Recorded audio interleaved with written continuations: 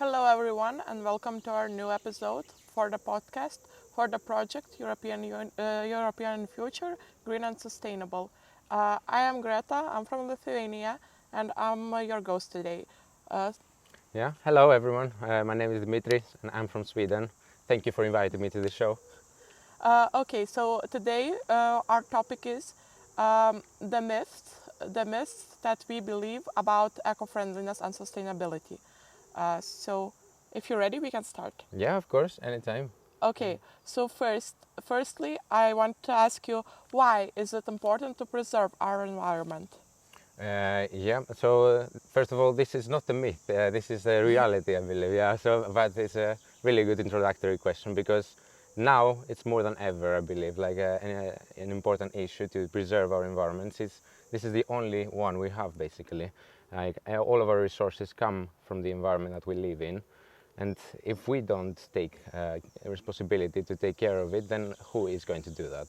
We are basically visitors here, and I believe that we should treat it with respect, same as we treat with respect, or we try at least to treat each other with respect. Mm? I couldn't agree more with you. Regarding the myths, Mm. do you believe that it's true that paper bags are always a better option for the environment than the plastic ones? All right, yeah, that's a good one. Let's go to this MythBuster session and try to answer this one um, in a way that, yeah, plastic bags and paper bags. It has been a dilemma and like a debate over the last years regarding that, and it's not one or the other. It's that we have to make a choice at some point based on what usage we want to have basically on these bags, and how long, for example, we will need to use it or where, etc. So it's about how many times you can use a bag. Like, for example, paper bags generally are being used less times than plastic bags. However, they take less resources. For example, they are less harmful for the environment to decompose. But on the other side, you can use a plastic bag way more times. So it's about being responsible at the end of the day. And it's not one or the other necessarily.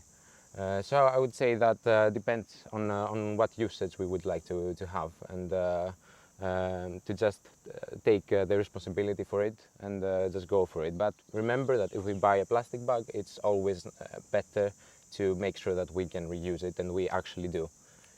Yeah. Mm. I believe that in some cases we can actually use no bag at all. Mm. Like when we are picking out the vegetables in the shop, we can just put it in the cart and not in the bag at all.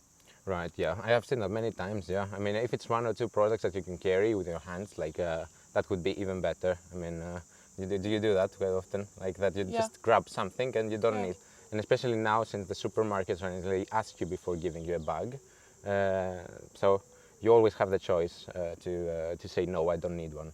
yeah. Mm? But you know, some people still think that in small individual actions, like going zero waste, um, are too small to make an impact. Mm. So, what's your take on this? I think I would disagree with that. Like, I think an action itself might seem that it's small and non-important, etc. But it might be that, for example, you start something as an action, and then it creates kind of a chain effect where more people are influenced and impacted by this action. And actually, this later on becomes a domino where, for example, you have someone not using lots of plastic or materials that are non-reusable, and then companies that are the big ones, they see that okay, the big audience, the target group is now switching into these kind of products that are more sustainable, environment friendly. So there's a big market later on being created for this type of consumers. So I think one thing brings the other, and later, like since we're all one big community and the world is like very connected with the use of the internet and the media, so we can influence each other really a lot, much more than we think. So one small act might really help change the environment quite a lot, I would say so. Yeah. Hasn't it been any time where you just see someone doing something and you think, okay, it's a small act, but it shows kind of that we are still humans, that we still care about the environment. and you get inspired kind of by that. Yeah. I believe when you see somebody doing something good for the environment, you are like inspired and you want to be like them. Exactly, yeah. Yeah, And I see that because both for individuals and for bigger communities, like either even countries that might be considered small, like Sweden, for example. It might be as an example of yes, a country for organic sustainability for other countries. So it can be in a micro or a macro scale, for example, and that one action might lead to another, and so on. So yeah, I do believe that small actions can actually make a difference. okay. And what about eco-friendly products? Do you believe that they are usually more expensive than not non-eco-friendly ones, or is it a myth too? Yeah, well, that depends as well because eco-friendly products, sometimes it might be a bit of a debate, like when it comes to eco-friendliness and how much something costs. It might be that you buy something that is eco-friendly, but you don't use it in the way that it was supposed to. For example, you take it and then you throw it away. But if it's something that is reusable, like instead of getting a plastic cup or a plastic bottle, you get one of these metal ones, etc., that you can reuse as many times as you want, and they are healthier both for a person to drink from and for the environment since you are using it a lot. So at the end of the day, yeah, I think this bottle, for example, might cost 5 times more than a plastic one, but you will use it 100 times more. So you have earned yourself quite a lot of money just by doing it. You have saved quite a lot of money.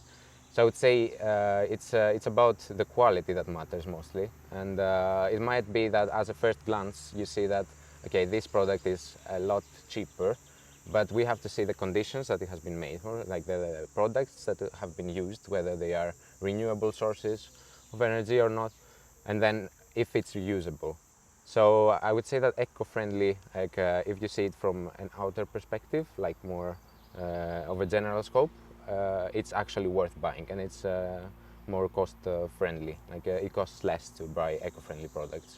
Yeah. Yeah, and I see that you are leading here with an example.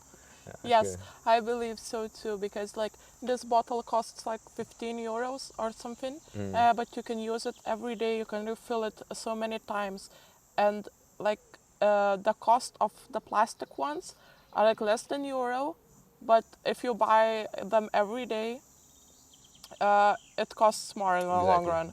costs way Yes. more. Yeah. So what about the food, the local food? Is it always the better choice?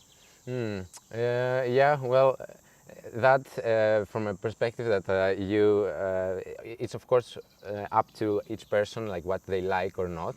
But when it comes to sustainability and being eco-friendly, I want to mention something that the products that, for example, you have to use in order to create some food, some local recipe or anything like, they might not always come from a place that we are currently living and consuming that food. So it might be that we want to use tomatoes in Sweden, but then they don't grow in Sweden. We might have to import them from Southern Europe. That might not be necessarily bad. It doesn't mean that you always have to choose to use only local products or to grow your own tomatoes in Sweden, for example, because you might need lots of pesticides, lots of conditions that you will, in order to create, for example, in greenhouses, you need lots of energy. And like sometimes it might be more worth to buy from to import also for because the transport fees at the end of the day might be less than actually creating or like producing that product in the country that you are in the place.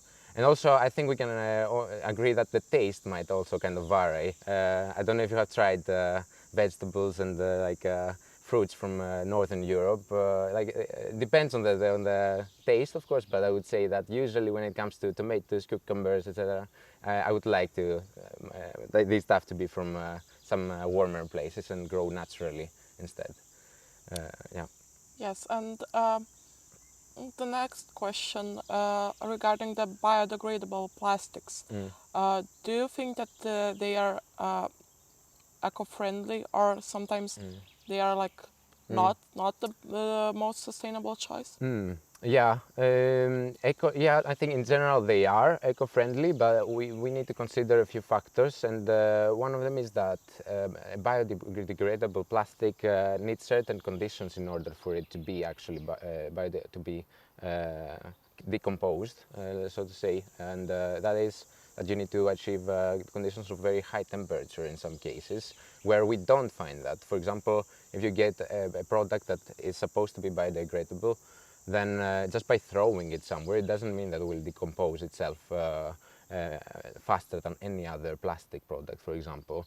It needs certain conditions to be met, and these conditions sometimes either they are not met, or you need a lot of energy to meet them. So it might be at some point that it's just a marketing strategy that something is labeled as biodegradable, because it is, but it's not actually environment friendly. So I would say that it's not always the case that biodegradable products are the ones to go. It might be that you still need to put them in the same recycle cans and recycle bins. You still need to make sure that you're not using as many as possible, but you're using as less as possible. I don't think they are the only option that we have. We can use other types of materials that they would not have to be decomposed in that way, and they would not have to take so many years to be decomposed. That's some very good points you have. Mm. Thank you. Okay, so maybe you want to add something else to this topic. Yeah, I think that we had a really good discussion, and that in general it's very nice for the people to see that lots of things that we have that we meet like in our daily lives, they might not be actually one or the other all the time. It's a lot of options that we have in between, Yes. and it's up to us like how we want to take responsibility, etc. And to believe, to actually study and believe, research a little bit before believing any campaign uh, out of a marketing strategy of a company that just wants to sell or just promotes themselves as being sustainable and environment friendly. So I would say that we need to research before making any assumptions in general regarding this topic. Yeah. Okay. Thank you very much for the talk. Thank you. Thank you for watching. And that's it for today. Uh, Thank you. Bye. Bye.